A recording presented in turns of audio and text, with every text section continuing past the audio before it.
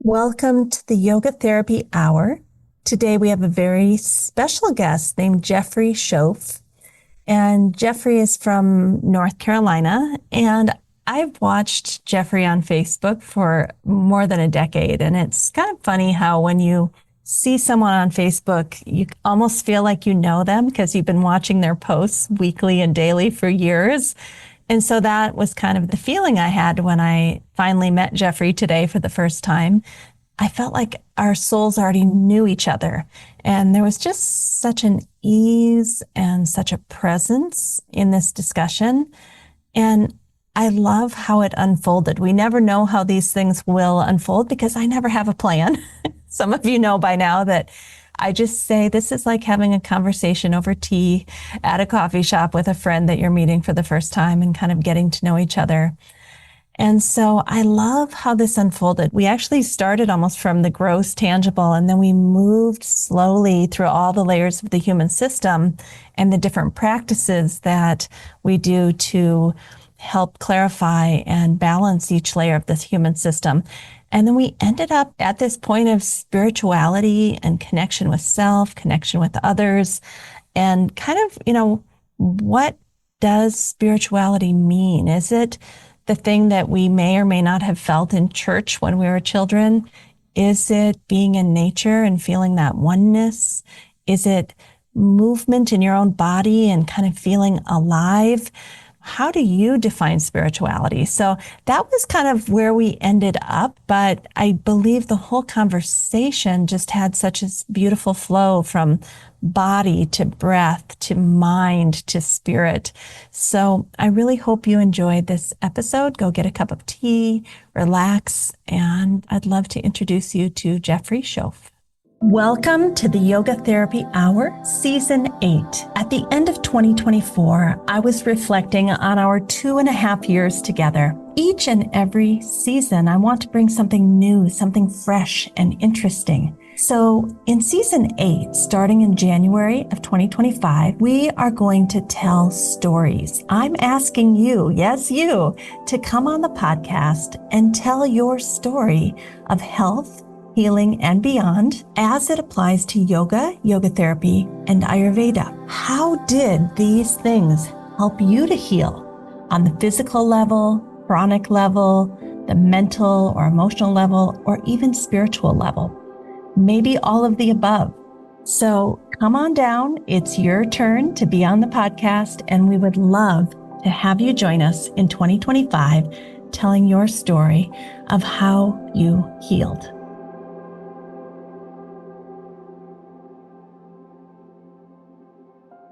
Welcome, Jeffrey. I'm so happy to get to know you better today and spend this time with you.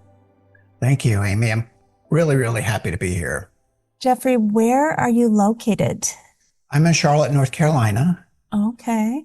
And I've been here for 10 years. I've moved around a bit around the country, but I grew up in North Carolina. And after being gone for 30 years, from mid-'80s to 2015, I finally came back home.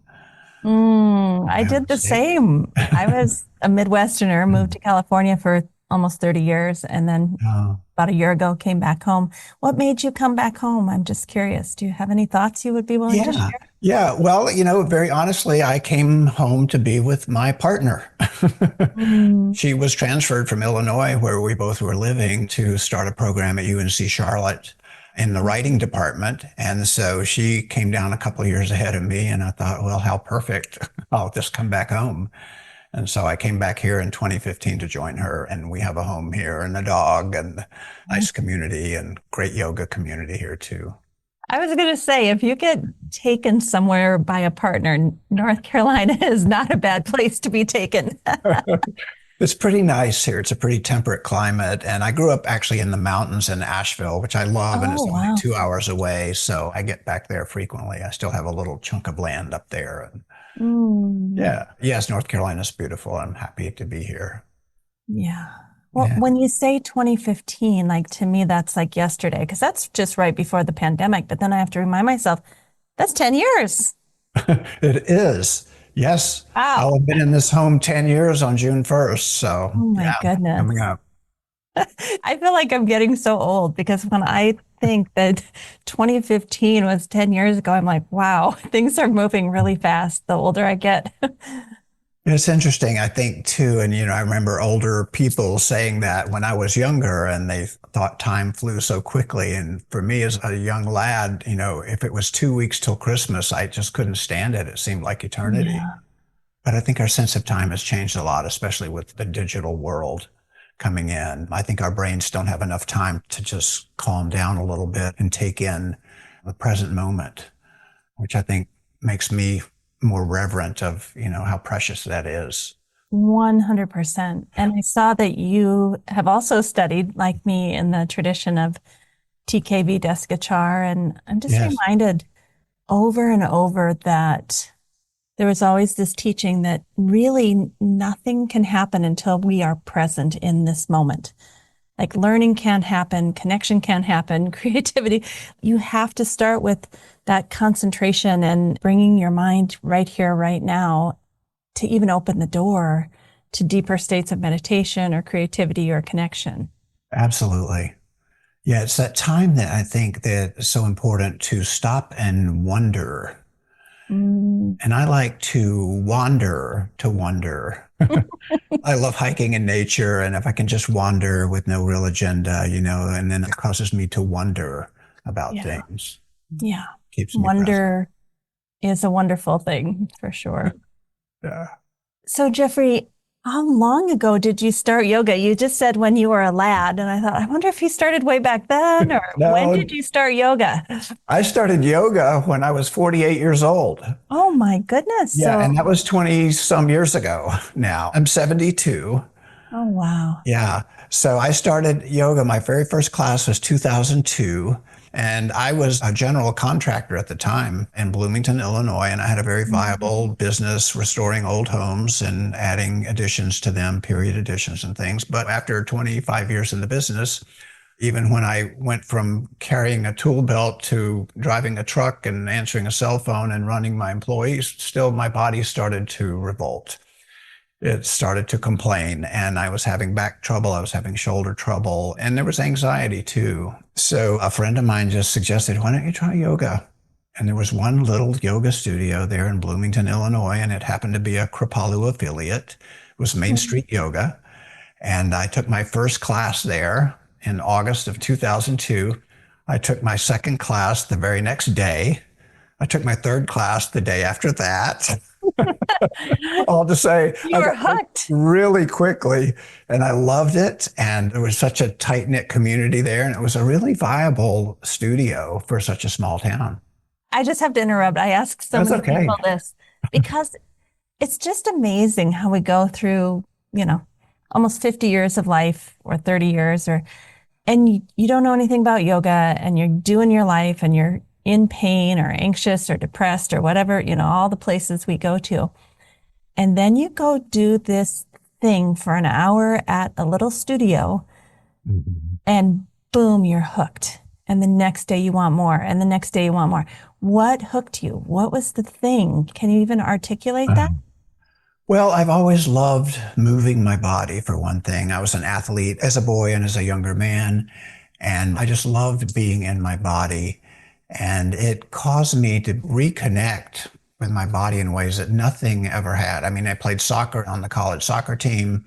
I was a really good athlete. I was a good student, becoming an athlete, if that makes sense, meaning I paid attention. I did what my coach told me to do. But there was always something missing. And the thing about yoga is it reminded my body, oh, yeah, you can move in this plane. Oh, yeah, and you could do this. And how many years has it been since you moved your body this way? And it kind of reconnected me to, I think, the way that we start out as children. We don't have a script. We don't have a plan. We don't think for the next moment, how am I going to run or jump or roll down a hill or climb a tree or whatever? We just do it. And we end up, moving the spine certainly in every possible dimension. And I think so much of modern fitness, if you will, kind of leaves that behind. It forgets it. It's all about, what we look like in the mirror. And, we want to look good, but most of our reference point is from how we look in the front of our bodies. And yoga connected me with the back of my body and the side of my body and my feet and my hands and everything in between. So that's what hooked me. That's what really got me fired up about this almost brand new way of being. It took me back to the joy of childhood. It sounds like there was an internal integration of bringing all these disparate parts kind of back together in easeful, playful, pleasant movement. Because I'm just contrasting that with the thought of you being on ladders and carrying things up and down and stretching to paint or whatever it is you were doing as a Yeah. contractor. Mhm. So, like, to reconnect to that joy of your body moving in space in a pleasant way is a big deal. Yeah, and then to do it with others who had the same intentions. And then the breath work, of course, from the Kripalu tradition. I mean, I think that really took it into another realm for me because, so many studios that I have taught at and attended, whatever, there's not a lot of emphasis on breath work. Even my teacher, Yoganand Michael Carroll, said, yoga is not about the postures. Right. After learning them all, right? All these advanced postures, and you do them. And by the way, one day, it's not really about the postures. Oh, Was that a disappointment when you heard that? Like, wait a minute. well, no, because he wasn't entirely serious, but Okay. I knew what he meant. But I think at Kripalu, they considered the breath work to be just the catalyst. I mean, it was as important to them, I think, as the āsana. Yeah. And so that's been the foundation for much of my work as a yoga therapist moving forward, Can still we teaching that. explore that a little bit too? I am so Yeah. into like learning about the internal experience of a human being as they discover the postures and then they discover the breath work and then one day they discover the meditation, like this progression that just naturally happens as we deepen our connection with ourselves. So can we go into the breath work just a little bit similarly to what we did with the postures? Sure, absolutely. So again, my teacher training at the 200 and 300 hour level, we work basically with the basics, Dirga, Ujjayi, Kapalabhati, Bhastrika, and then some of the other alternate nostril breathing, Anuloma Viloma, and really took it on as a practice in and of itself. And I just found for me and my colleagues and people that were in the training with me, it was the game changer. It was so transformative. If you were sad, if you were distracted, if you were happy, whatever you were, breath work was going to have an impact on your mood, on your emotions, and it still does to this day. In fact, I teach an online thing every Thursday. I just got off of it before us called the Breathing Mm, Club, which I cool. trademarked. So I have a little Zoom thing every Thursday morning called the Breathing Club for 45 minutes. And I have a pretty good following there. And we do different things with breath work. And so initially, Amy, so much of the work was just the real power-based stuff. Do 100 rounds of Kapalabhati. In fact, that was part of our 200-hour training, that by the end of the training, you had to be able to do 100 rounds of Kapalabhati. You can ask Marlisa about that. Wow. Yeah, and it was transformative every time, no doubt. But, as time goes on, as the years go by, I've gotten into a more gentle approach. Mm, I've discovered this guy in Ireland, actually, Patrick McEwen. I don't know if you've heard of Patrick, but he's written 3 books, The Oxygen Advantage and The Breathing Cure, and actually he's written 10 books. But his approach is a much more soft, gentle thing. It's a whole lot about emphasizing the exhale side of the breath. It's a lot about retaining the breath, and he's really put the science into the breathing. Now, when I was learning as a student, there wasn't a lot of science behind it. I knew how I felt after I practiced. It's like, oh, wow, I feel so amazing. But I didn't really understand the science behind it. Patrick has really done his homework because he had asthma as a kid and he couldn't breathe and he was determined to learn how to cure himself, and he did. But it's a kind of a less is more approach. It's about working with managing more carbon dioxide mhm. load. A lot of the times we think, oh, I can't breathe, I must need more O2, when in fact what we actually need is more tolerance of CO2, which Yeah. helps us pull oxygen off of hemoglobin, off of the red blood cell, and gets it into the rest of our body. And it can help things like asthma. It can help things like rhinitis. It can help things like just a stuffy nose. It can help things like insomnia, panic attack, general anxiety disorders, all kinds of things. And they're doing the research and they're taking the data and they're studying it. And it's proof that this stuff works. And the cool thing about it, because it is a gentler approach, it's accessible to just about anybody. 100%.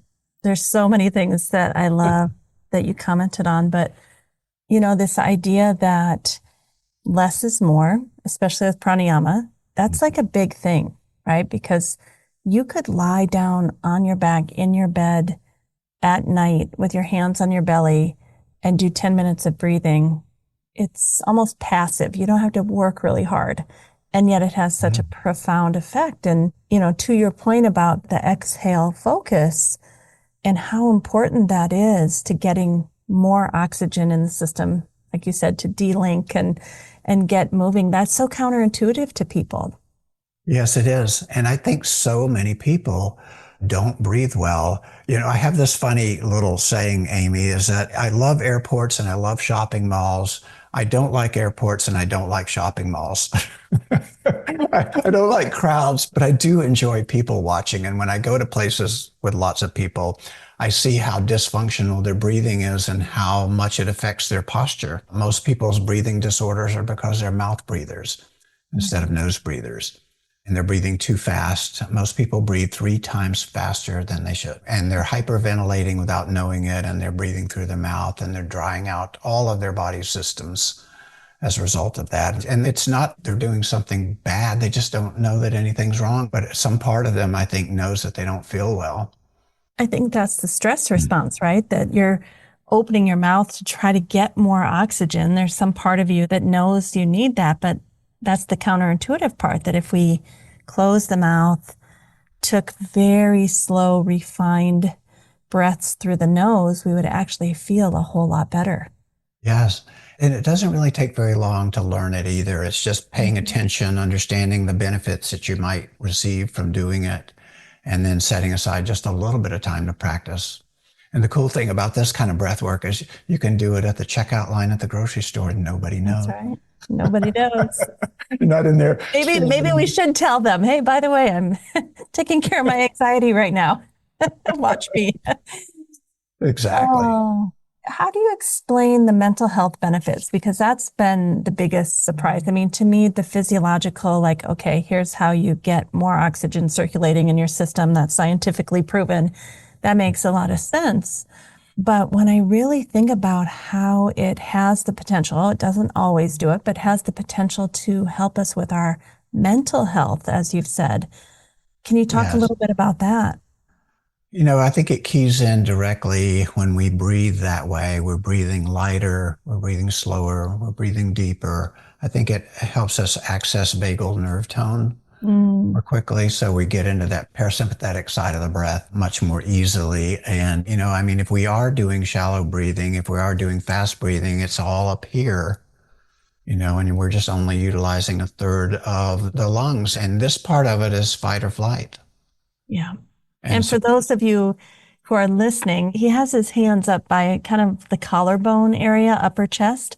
We do have a YouTube version of this that you can look, but just so you know, if you're on the audio version, he's just talking about that kind of short, shallow, choppy upper chest breathing. Right. And so that activates the sympathetic nervous system when we breathe that way, and it tells the brain that we're not safe. Yeah. It's as simple as that. It tells the brain that I'm not safe, even though, mentally we might not really make that connection directly, but the body knows that something's not good.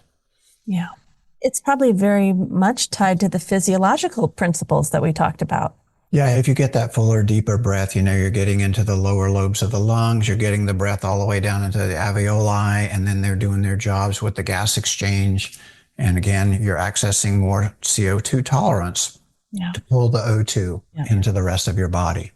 Yeah, basic science. There's nothing magical or mystical about it, really.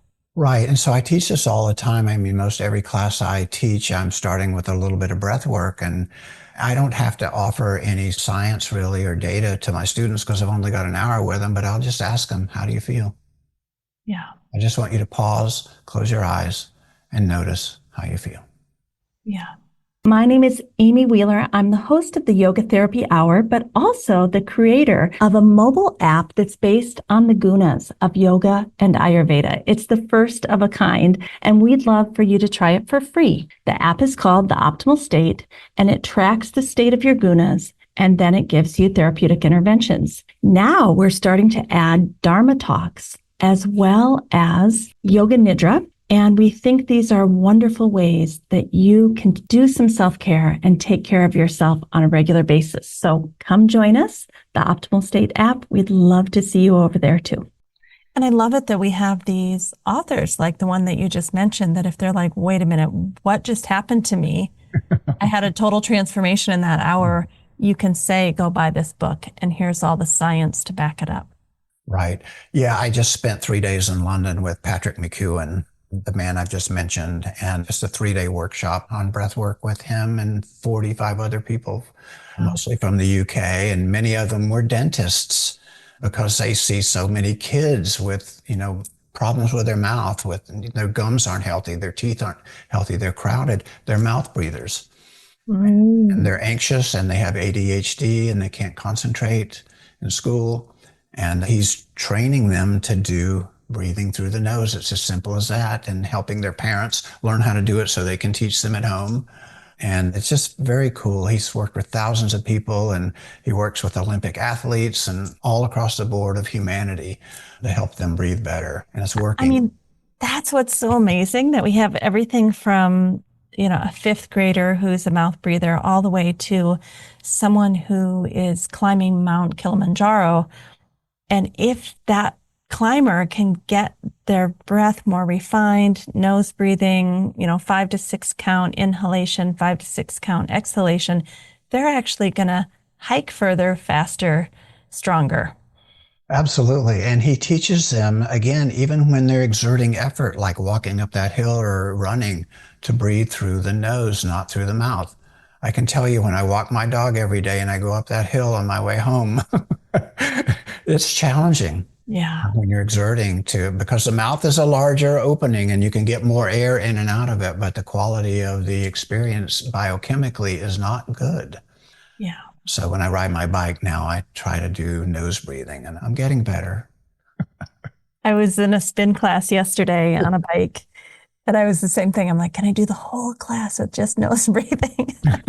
Everyone else is like working their muscles. I'm like working my breath as I'm on the spin bike. Yeah. All right. So we've talked about your introduction to asana and how that changed your life. And now pranayama. I have to go to the next one. Do you meditate? I do, but I don't spend a lot of time in a formal seated meditation. My meditation now can be standing outside looking at trees. I can be on a walk with my dog, and I may sit down in a field and be with her and meditate there.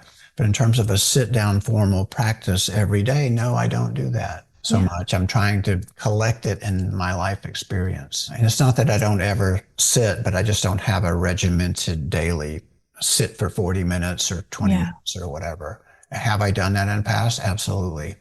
I've been on silent retreats and will continue to do those too from time to time.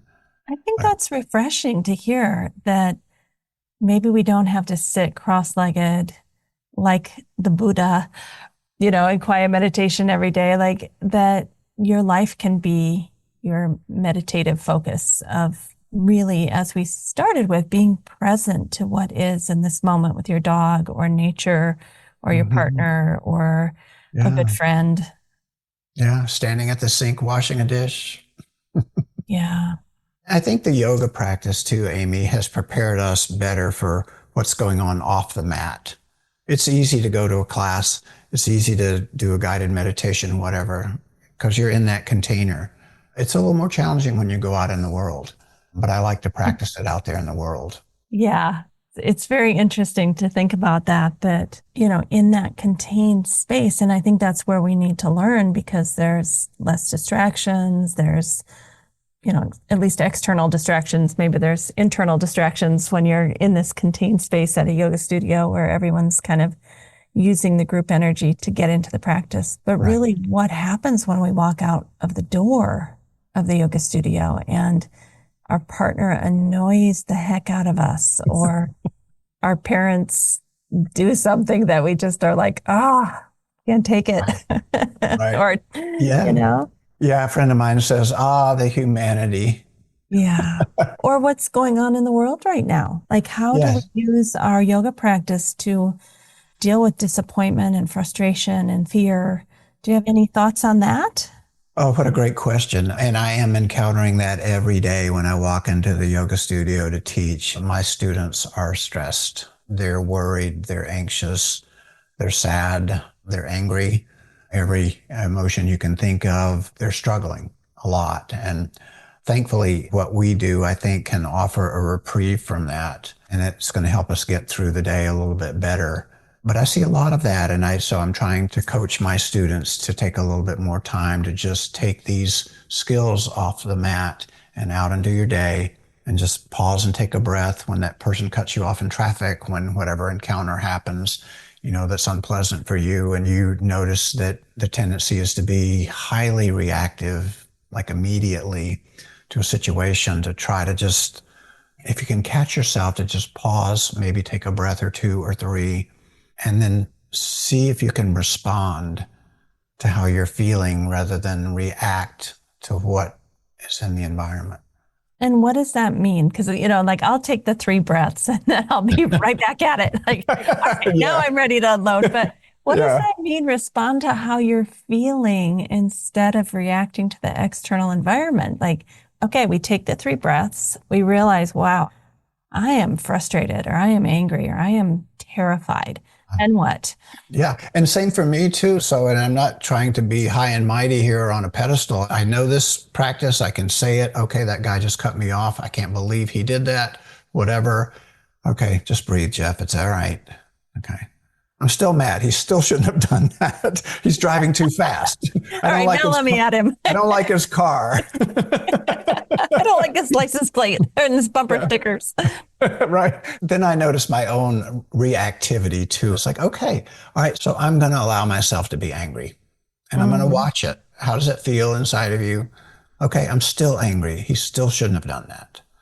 And I may have this battle for a while. I'm not saying right. I'm going to get over it just because I know intellectually, what's possible for me. But I do think I recover from it faster than I otherwise would have had I not have had a yoga practice.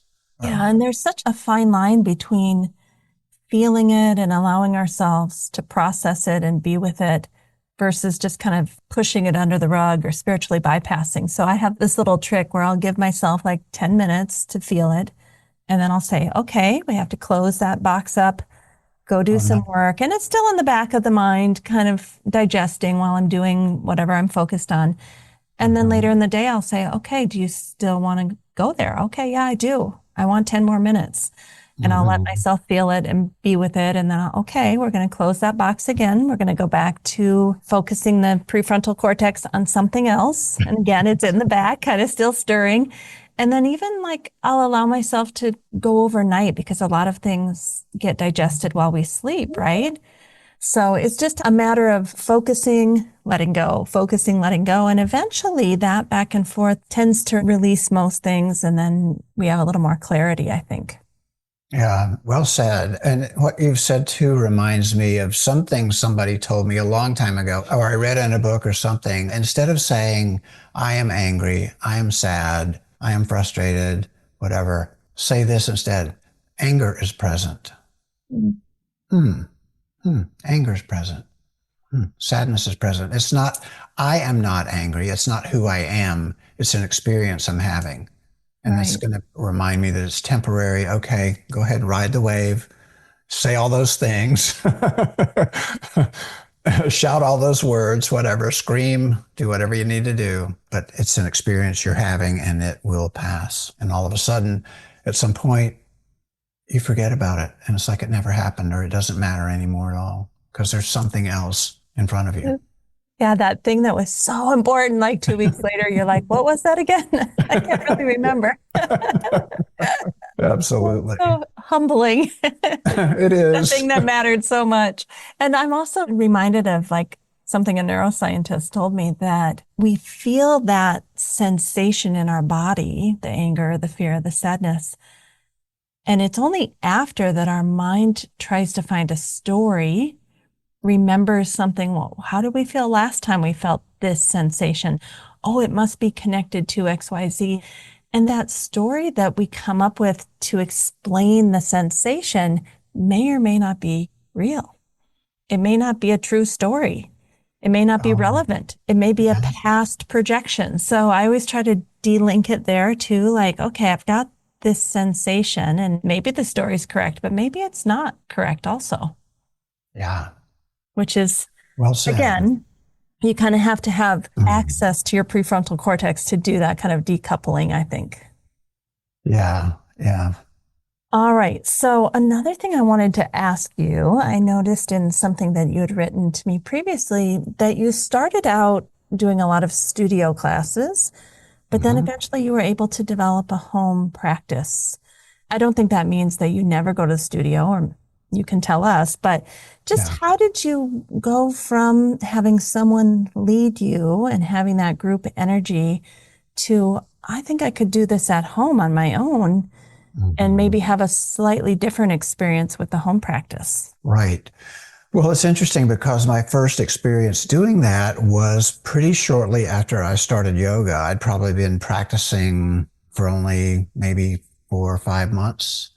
And I was living in Illinois at the time, and I had a really nice, large Victorian home, and I had the converted attic space, which I had devoted to the quiet space for the kids, for everybody to go and use. And I was home alone one day, and I found myself up there in that attic space, and it had just been completed. It was beautiful. And I rolled out my yoga mat, and I just got on it with no agenda. I said, I'm just Mm. going to stand here and see what happens. And I'm not going to think. I'm just going to feel, I'm going to breathe, and I'm going to start moving when the spirit moves me. And it was powerful. And it was probably the most beautiful yoga practice I've ever had, that very first one, because it was so freeing. I felt like that 4-year-old child again, almost in a way, maybe even a little bit younger, almost like a pre-verbal child. So when you don't have words, you'll find yourself staring at a dandelion for an hour and in complete awe the entire time. And then the words come and, oh, there's a label. Oh, that's a dandelion. I know what that is. I don't need to know anything more about it. I don't need to spend any more time about this time with the dandelion. And I think that's true in modern life. So the thing that was so transformative on that mat experience in my own home practice was I let go of language and I was that child again. And that's why it was so powerful. Yeah. So that's how I practice at home. I don't say, okay, I'm going to do sun salutations today, or I'm going to work on that vrikshasana or whatever. I don't have that kind of agenda. I just get on the mat and see what the body asks of me. I'd like to compare and contrast this a little bit because that's a very Kripalu type way, right? That if I understand, I've been to Kripalu a few times, but I'm not seasoned in that tradition, Mm-hmm. that there is this sense of kind of connecting inward and letting the body spontaneously move from one shape to another. Is that correct? It is correct. That sounds like what you were doing on that very first home practice up in the attic, Yeah. just allowing that. And I think I say it's contrasted with more of a like TKV Deskachar approach, where you're given a daily practice to do with the intention of drawing your gunas, drawing your mind, your body in a particular direction, which is the opposite of what's been causing you suffering. So if you have a lot of vata, air and space in your mind or in your body, they'll try to give you postures and breathing techniques and objects of meditation that are more grounding. And so it's Mhm. not that spontaneous flow. It's like, hey, come over here. You've said you're suffering. Let's kind of gently draw you to the opposite direction. Yes. So I think both are valid. It's I just different. absolutely. Yeah. And Yeah. I've worked as a yoga therapist with many people who are coming in with a certain issue, whether it's physical or emotional, and trying to find out, yeah, so if you are type A, I'm going to try to make you type A minus. Or help you make yourself type A minus. If I can get you to type A minus, I've done my work. Yeah. But it is so powerful. It's almost like so many times I think the body needs the opposite of what we continue to feed it day after day because we're such Hmm. creatures of habit. There must be a part of us somewhere that knows that this is not good for us. We keep doing it anyway. whether it's the type A person who's got to just control, control, control, and they can't let go of the control. And so what's underneath that? And Yeah. then what's the layer that's underneath that? I have a little more detachment about swimming because it's not my profession. And I had been swimming for like 6 or 7 months and it was working. I was feeling so good in mind and body. And then all of a sudden I started to not feel that great. I didn't feel my body was integrated anymore. I started feeling injured. And I immediately said, okay, swimming's not working. Go back to Pilates or, like I had a really easy time disconnecting from swimming and moving into something that was going to stabilize me and give a little more strength. But somehow with yoga, I think it's harder to do that, maybe because we are attached, that we want to keep doing this thing that was working for us. Yeah, well said. And we just may need something different at that point. Right. And if we can just kind of listen, every time I teach a class now to groups, I always carve out a little bit of time, maybe do a little sequence, and then I want people to come back to the mat, maybe in table pose or whatever. And I said, I want you to move your body with the promise that you're not going to think. Yeah. As best you can. Don't think, just move your body, trust your body. And if you do this, I say, I can almost promise you that your body will give you exactly what you need. And it works. I see it in people's eyes. I see it in their faces. It works. It's also incredibly empowering. It gives them agency to realize, oh yeah, I can lead myself here for this 1 minute. And then we'll do that. And then we'll go into another little sequence and I'll have them do it again. So that might happen 3 or 4 times during a 1-hour class because I want them to make that connection. And it's incredibly empowering. And I can even imagine, I work with a lot of people in chronic pain, people with neurodivergence that literally can't feel their body. But even that realization that, oh, he's asked me to feel my body for 1 minute and do what feels good. That realization of, I don't know what I'm supposed to do here because he's not telling me what to do, but yet my body isn't giving me any signals or any ideas. I think that's incredibly powerful also. And the student might even come up after class and be like, Jeffrey, what did you mean by that? Because I don't feel anything. I don't know what I was supposed to do. Right. Yeah. And often I'll see people, especially people that are newer to my classes when they come in and I give them that cue and then they look around at everybody like, what's everybody else doing? What should I be doing? Because it's just such a foreign idea to them. Because as a teacher, they want me to tell them what to do. Yeah. All right. I didn't plan anything, but we have gone over the physical. We've gone over the breath. We've gone over meditative.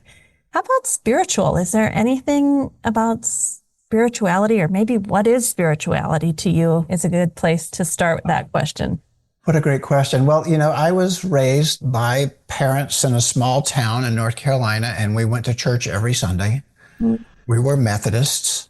There was very little that I saw in that church that was spiritual. Wow. We read the Bible. I recited the verses. I got my first Bible and, and stood up and I got communion and, was made a member of the church and all of that stuff. But it was never anything very spiritual about it. I did remember the Cokes and the jelly donuts in between our Sunday school. We all. Our Sunday school and then our actual sermon. That was my favorite part. Me too. There was a reward for going to church. Anyway, but it was great community nonetheless. So the spirit aspect really happened for me when I discovered yoga.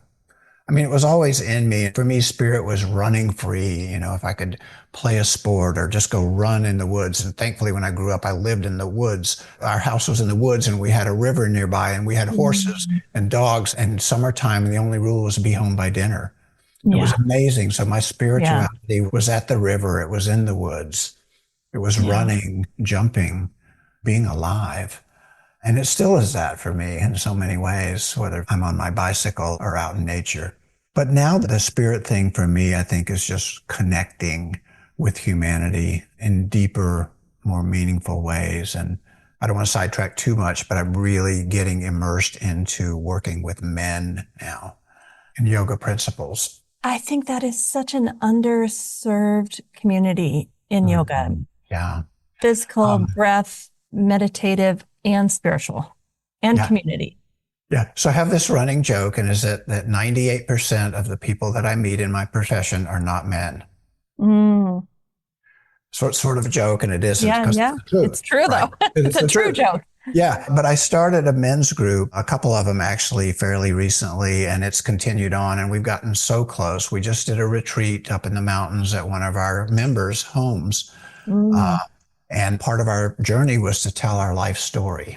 And so there are 10 wow. men in retreat all weekend long in a container. We didn't use our phones. We didn't go out at all. We were just there in this beautiful setting together, and we told our life story and the vulnerability that showed up in that weekend. And it shows up every other Thursday when we meet near my studio. That comes out of these men is just amazing. And I'm so excited about it. In fact, tomorrow I'm going to be part of a leader in a men's retreat that is mentoring young boys coming into the age of manhood.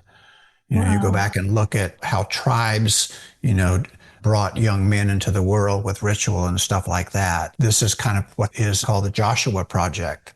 So I'm going down, and over the weekend, I'm going to be with 100 men Oh, on 300 acres of land with a 9-acre pond and woods and a weekend together. And we're going to mentor these young men coming of age. And many of these young men have not had a great beginning in life. Maybe they come from, you know, not great circumstances. Maybe there's only one parent in the home, or maybe, you know, finances are a struggle and, you know, mom's working 2, 3 jobs, or dad is, or whomever, and they're just not having a good jump start into life. And so our work here with this project is to help mentor these young men. Number one, to let them know that it's okay to feel something. It's okay yeah. to identify and feel your emotions and to express them. So I'm super excited about that, Amy. It's like the most empowering and passionate thing I'm doing these days.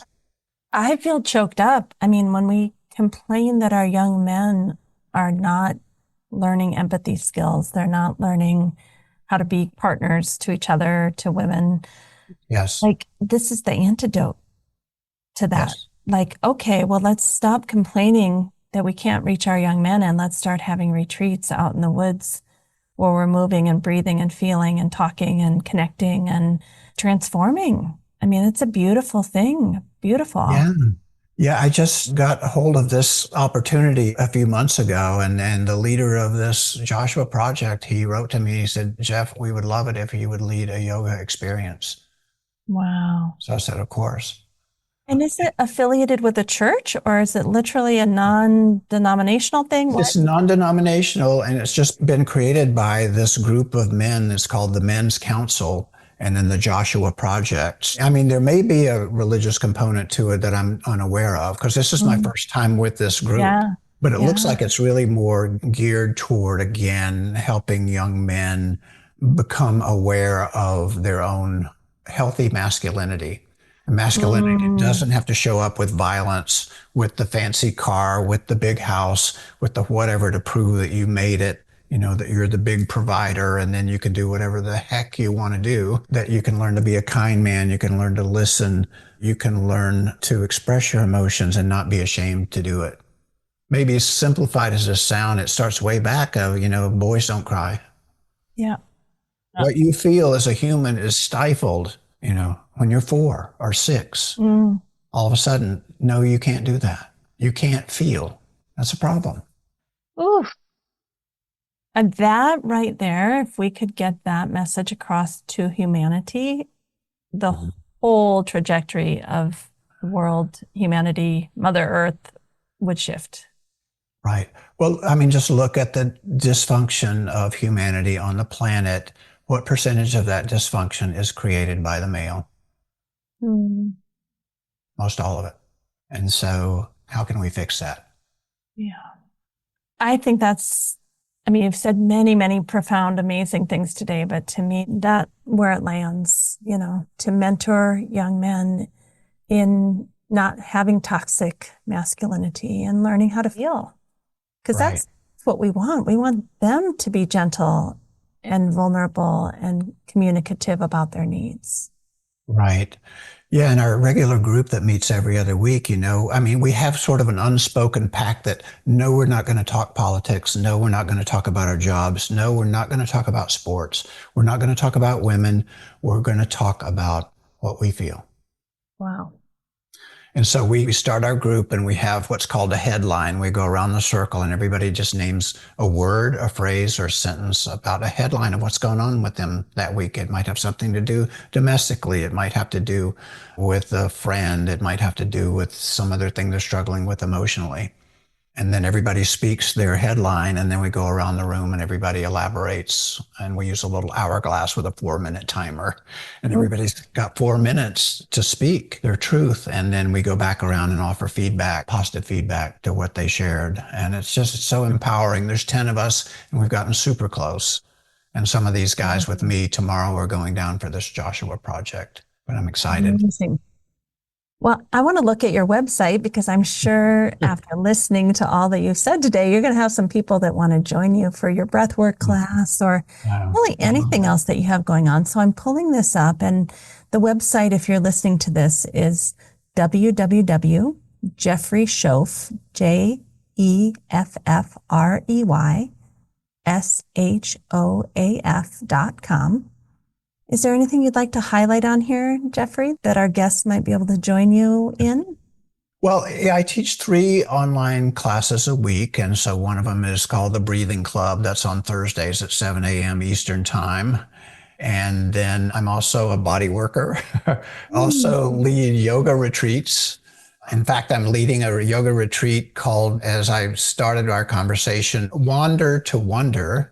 It's a yoga and writing retreat in Portugal in September, and we still have about 6 places available. It's going to be this beautiful near the beach area on an environmental retreat. That's it right there, just south of Lisbon in late September.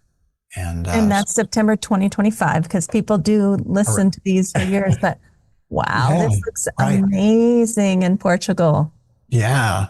So my partner, Joan, and I are going there, and we're going to lead a yoga and reflective writing retreat, and we'll be spending time in nature. This is a nature preserve where this yoga studio is, and have our wonderful, healthy, local farm-to-table food, and do 2 yoga classes a day with reflective writing in between, and some nice excursions along the way. So I'm super excited about that. Started doing this a couple years ago. Yeah, we went to Sicily in 23 and Morocco last year in 24, and now we're heading to Portugal. So I'd love to have you join us out there in Zoom Amazing. land. Now I'm pulling up on the website the pictures from Morocco in 2024. I mean, wow. These look amazing, Jeffrey. You have really created a beautiful life. Thank you. It feels like it. Yeah, I know. Congratulations. I think for yoga, again, it's just one of the things that caused me to wake up every day with a brand new enthusiasm for life, for adventure. I'm such a researcher. I do human cadaver dissection, and I'm fascinated with the anatomy from that and the way it's helped my body work, and yoga therapy as well. And every day it's a new learning experience for me, and I love what I do, and I can't wait for the next thing. I mean, so far you've just got this full spectrum from what we've talked about today. I'll be interested and excited to watch whatever is unfolding for you in the next upcoming years. And I just want to thank you for sharing yourself so fully today and being so present to our conversation. Thank you. And the same here, Amy. You are an incredibly great facilitator, and I'm honored to be able to speak with you. Thank you so much. I really enjoy these conversations. So, okay, Jeffrey, be well, and we will talk soon. Stay in touch, and I wish you a wonderful September retreat. All right. Thank you. Thanks, Amy. Thank you, Jeffrey, for taking the time to be with us today and to show us what an integrated man looks like. I'm not saying that there aren't a lot of really amazing men out there that have integrated body, mind, and spirit, but just to say Jeffrey is that. And it's just so refreshing to see that in the human form, someone who's present and in touch with their sensations and feelings and emotions and thoughts, and then willing to work with young men to help them figure out how to do that. I mean, imagine if any of us had had a mentor, a guide, a camp like they're going to be going to at the Joshua Project early on to plant those seeds that it's even possible. Because I think men and women alike, we don't even know that this integration exists, much less we don't know how to get there. So I've never heard of something like this before, and I am overjoyed to hear it. And I think it should be a model. I'm wondering how many men out there listen to the podcast that are yoga teachers and yoga therapists that maybe could start something similar in your neck of the woods, the weekly or bi-monthly group that Jeffrey has with the 10 men, but then also parlaying that into these larger retreats and bringing young men into the circle of integration. So I'm thrilled to hear about all the good work that's happening out there in the world, and especially what Jeffrey shared with us today. And I hope others will get ideas from this and start to replicate this, whether it's through retreats or Zoom classes or however that looks for you. Thank you, everyone, for listening. It's always my pleasure to be with you once a week, this sacred time together, and we will see you next week. Thank you to our guests today. And as we complete the podcast, I just want to remind you that we have Monday night clinics where we have an entire community come together to do gentle postures, breath work, and yoga nidra meditation every Monday night. We have a theme for the month. And all through 2025, we have all of our themes mapped out. You can go to www.theoptimalstate.com and look on the top menu bar where it says the Monday Night Clinic. We invite you to come and be part of our community on Monday nights. All right. I hope to see you there. Thank you for listening to the Yoga Therapy Hour. We wish you a wonderful week. We hope that somehow, in a small way, we've contributed to your well-being so that you can go out and share that well-being with others. That's what life is all about, bringing in the goodness through you and then shining it out to the world. We need you more than ever. So let's all get out there, do good, be good, and have a great week.